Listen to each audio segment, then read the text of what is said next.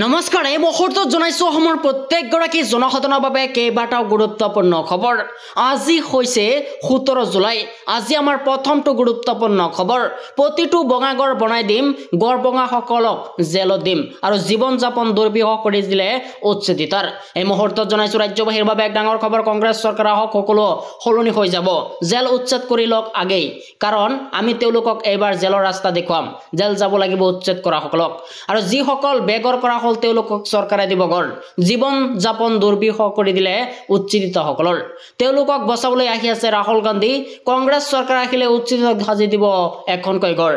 আৰু বিজেপি চৰকাৰ অমানৱীয়ভাৱে উচ্ছেদ কৰিছে। ধুবুৰীত 2000 পৰিয়ালৰ ওপৰত বুলডোজাৰ চলাইছে। অসমত বুলডোজাৰে গড় দৰ ভাঙি দিছে। এই মুহূৰ্তত জনাইছো আমাৰ দ্বিতীয় নম্বৰ খবৰটোলৈ। আমাৰ দ্বিতীয় নম্বৰ খবৰতে আছে ডাঙৰ খবৰ। কোনো কাৰণতে ভোটাৰ তালিকাৰ পৰা কৰ্তন কৰিব নোৱাৰিব উচ্ছেদিতৰ নাম। এই মুহূৰ্তত জনাইছো ৰাজ্যবাসীৰ বাবে এক ডাঙৰ খবৰ। ভোটাৰ তালিকাত আইন অনুসৰি কোনো কাৰণতে এই মানুহৰ নাম কৰ্তন কৰিব নোৱাৰে।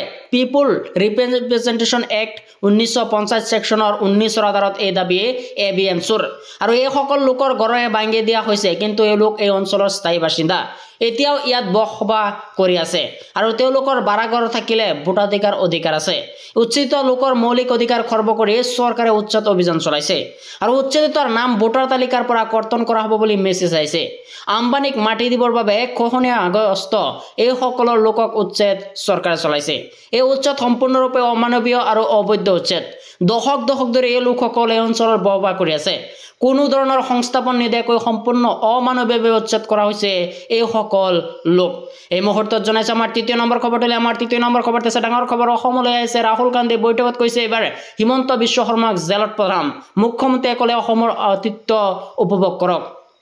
এই মুহূৰ্তত জনাইছো ৰাজ্যবাসীৰ বাবে এক ডাঙৰ খবৰ। অসমত উপস্থিত হৈ ৰাহুল গান্ধীয়ে কৈছে এক ডাঙৰ মন্তব্য, হিমন্ত বিশ্ব শৰ্মাক জেলত পঠাম। ৰাহুল গান্ধীৰ মন্তব্যৰ প্ৰত্যুত্তৰ এবাৰ হিমন্ত বিশ্ব শৰ্মাৰ।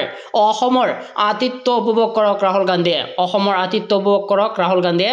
আৰু এই কথাটো কম বুলি যদি তেওঁ অসমলৈ আহিছে তেন্তে ইয়াৰ দুৰ্ভাগ্য। ৰাহুল গান্ধীয়ে পাহৰি গ'ল যে তেওঁ নিজে জামিনত আছে। ৰাহুল গান্ধীলৈ শুভকামনা জ্ঞাপন কৰি মুখ্যমন্ত্ৰীৰ এবাৰ বিশেষ পোষ্ট। অসমত উপস্থিত হৈ ৰাহুল গান্ধীয়ে কৰিলে এই ডাঙৰ মন্তব্য। এই মুহূৰ্তত জনাইছো আমাৰ 4 নম্বৰ খবৰটোলৈ। আমাৰ 4 নম্বৰ খবৰটো আছে ডাঙৰ খবৰ। ব্যক্তিগত হাস্পতালৰ বিৰুদ্ধে অভিযোগ দিবলৈ মুকলি কৰিছে ফোন নম্বৰ। জাৰি কৰা হৈছে ছবি। নাৰ্ছিং হোমৰ বিৰুদ্ধে অভিযোগ দিবলৈ মুকলি কৰা হৈছে ফোন নম্বৰ। আপোনাৰ এটা অভিযোগত লাইচেন্স বাতিল হ'ব নাৰ্ছিং হোমৰ। ব্যক্তিগত চিকিৎসালয় চৰকাৰে জাৰি কৰিছে ছবি। নিয়ম ভংগ কৰিলে নাৰ্ছিং হোমৰ বিৰুদ্ধে লোৱা হ'ব কঠোৰ ব্যৱস্থা। আৰু 3 পৰা 6 মাহলৈ নিলম্বন কৰা হ'ব চিকিৎসালয়ৰ লাইচেন্স। আৰু 5 লাখ টকালৈকে ভৰিব লাগিব জৰিমনা। নিষিদ্ধ ঘোষণা কৰা হ'ব এবাৰ নাৰ্ছিং হোম। পুনৰাবৃত্তি ঘটিলে স্থায়ী পঞ্জীয়ন বাতিল কৰা হ'ব চিকিৎসালয়ৰ। আৰু এতিয়াৰ পৰা বিল পৰিশোধ নকৰাৰ বাবে মৃতদেহ আবদ্ধ কৰিব নোৱাৰিব নাৰ্ছিং হোমে। 2 ঘণ্টাতকৈ অধিক সময় নাৰ্ছিং হোমে ৰাখি থ'ব নোৱাৰিব মৃতদেহ।